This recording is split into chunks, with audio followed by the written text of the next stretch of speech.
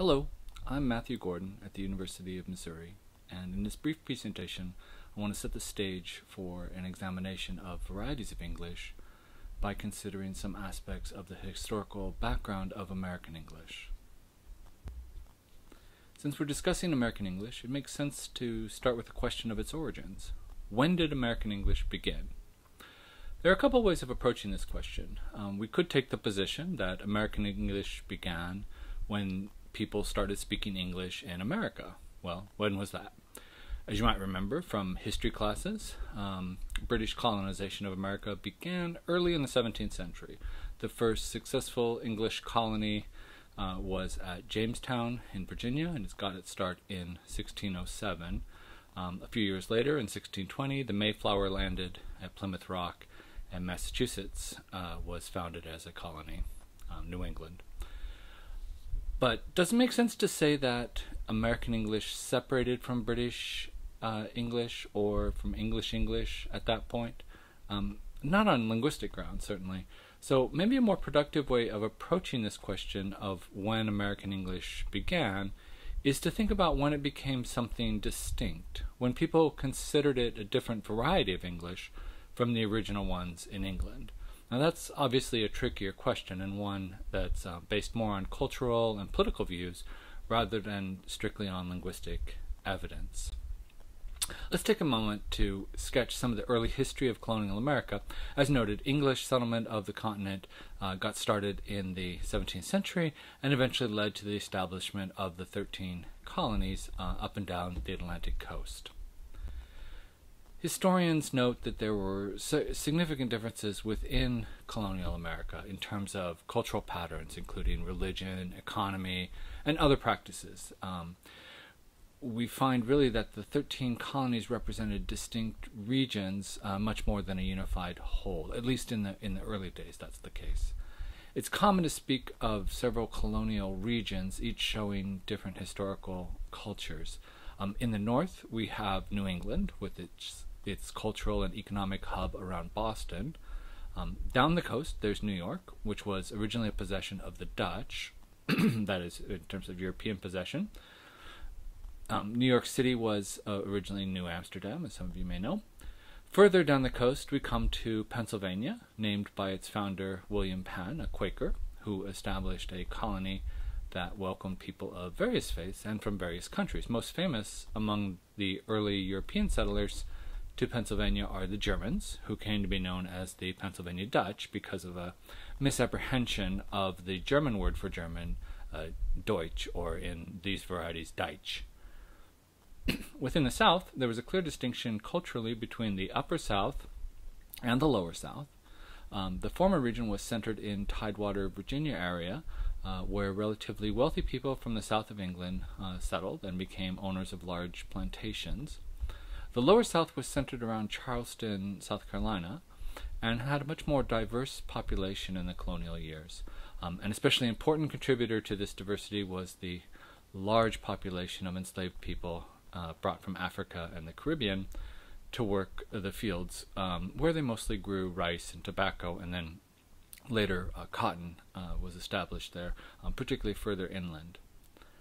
These colonial regions were different not only for the economies and the ways of life, but also in terms of their connections to Britain. The regional differences stem in large part from the fact that the colonists in different regions came from different parts of Britain. And this map summarizes some of those differences in terms of settlement patterns. This map shows some of the major groups of people to settle colonial America and where they originate in the UK, generally speaking.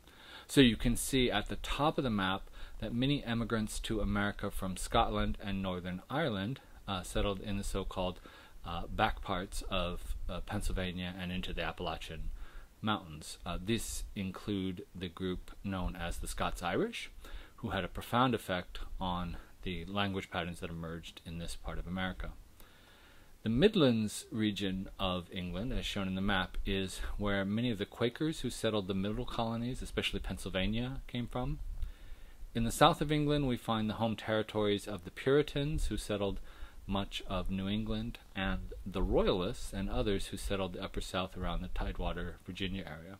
The broader lesson here is that these patterns of settlement during the colonial period, with people from different regions of Britain coming to different regions in America, that this really set the stage for clear cultural differences among the colonies, including, to some extent, differences of speech.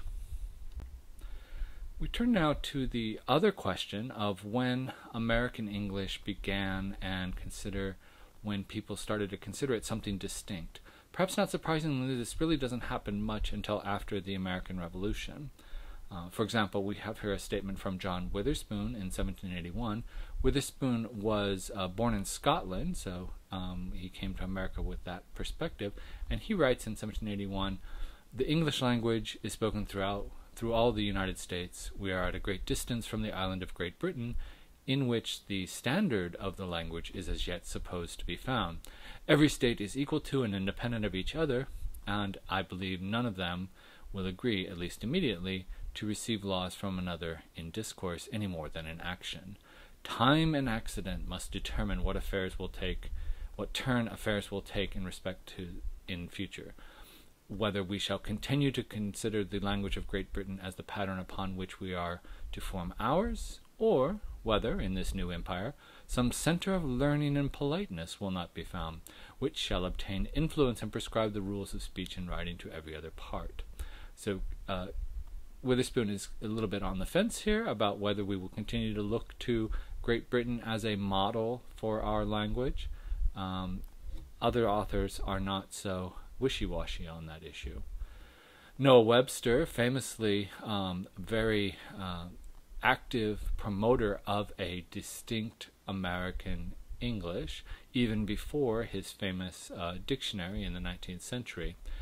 He writes in 1783, in terms of a patriotic exertion here, he writes, "This country must in some future time be as distinguished by the superiority of her literary improvements as she is already by the liberality of her civil and ecclesiastical constitutions." And then he disses Europe by saying, "Europe is grown old in folly, corruption, and tyranny. For America, in her infancy, to adopt the present maxims of the old world would be to stamp the wrinkles of decrepit age upon the bloom of youth and plant the seeds of decay in a vigorous constitution."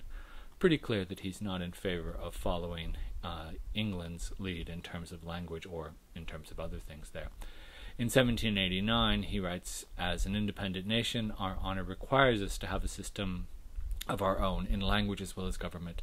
Great Britain, whose children we are, should no longer be our standard, for the taste of her writers is already corrupted and her language on the decline." So no mincing of words there from Webster, clearly promoting a separate American English and a separate standard for that English.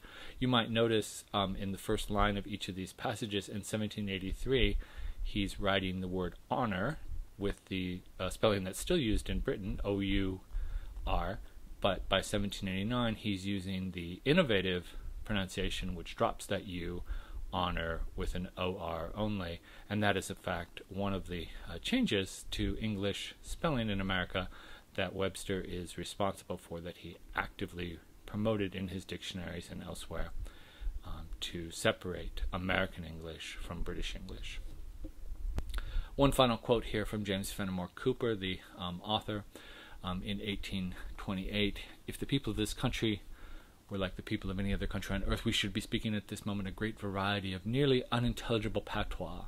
But, in point of fact, the people of the United States, with the exception of a few German and French descent, speak as a body an incomparably better English than the people of the mother country. When one reflects on the immense surface of the country that we occupy, the general accuracy in pronunciation and in the use of words is quite astonishing. This resemblance in speech can only be ascribed to the great diffusion of intelligence and to the inexhaustible activity of the population, which, in a manner, destroys space." So, another very patriotic statement about American English and about the United States, of course. But what's interesting here is he's reflecting a sort of general view of American English, that it was, on the whole, less diverse than British English, and in fact that the sort of median of American English was in more of a middle-class standard, a more close to the written standard form there. So not the highs and lows that you might get in England, but a more uniform variety spoken throughout. In a sense, Cooper's comments here sort of remind us of a common way of viewing the difference between American English and British English, and it's this question of what's called colonial lag. Colonial lag is basically an idea that exported varieties of a language, those that might be set up when a country colonizes another area and then speakers of the language move to that new area, so in the case of American English coming from Britain, that exported varieties tend to be conservative. This is the lag in terms of the development of the language. And so you can look to examples to support this idea. American English, for example, preserves the older participle form gotten, as in have got, whereas the British tend to use got. And then a very simple example, the word for the season fall, which is the old word for that, as opposed to the more recent French borrowing autumn, which is preferred in British English. So those are both examples of American English being more conservative than British English. And there are, of course, plenty of examples of pronunciation differences where American English is more conservative. The fact that most varieties of American English are rhotic, they tend to preserve the R, so we say park and car instead of park and car, as is common in many forms of British English.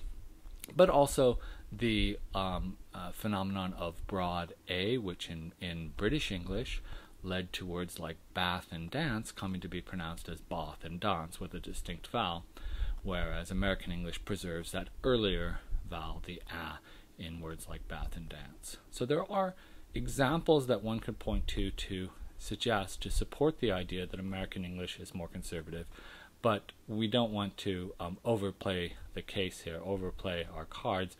American English is certainly innovative in other ways. We've lost a lot of vocabulary that had been in English for many years.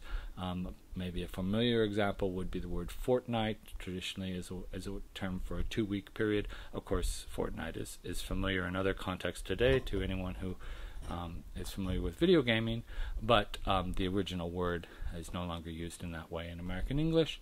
And in American English has also introduced many new pronunciation features, as we'll see as we go on to cover dialect variation. So until next time.